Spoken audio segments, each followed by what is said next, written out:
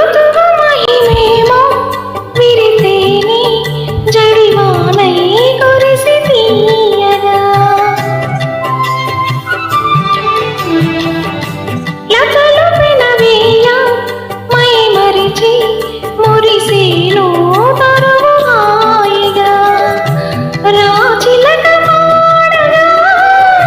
రాయంచాడగా రసలీల తోడగా అనువెల్లలోగగా మారుడే సుకుమారుడై జతకూడే మాయగా విరిసినది వసంతగానం వలపుల పల్లవిగా